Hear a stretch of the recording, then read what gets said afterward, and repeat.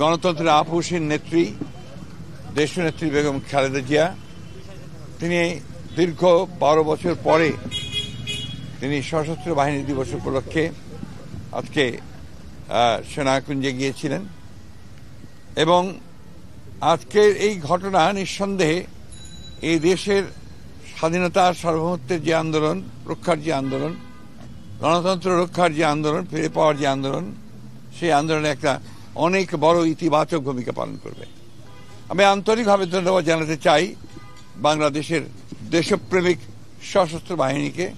সেনাবাহিনী, বিমান বাহিনী এবং নৌবাহিনীর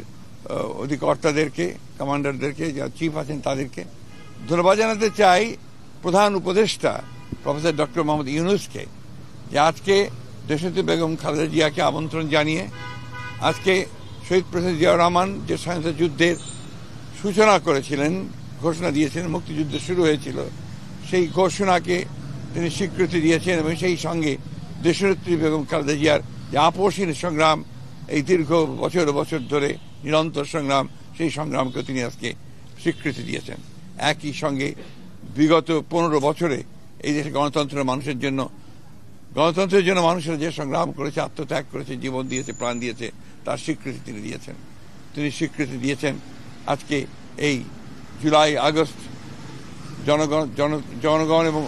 ছাত্রদের অভ্যুত্থানের মধ্য দিয়ে যে প্রাণগুলো চলে গেল তার স্বীকৃতি দিয়েছেন এবং এই গণ অভ্যুত্থানকে তিনি স্বীকৃতি দিয়েছেন।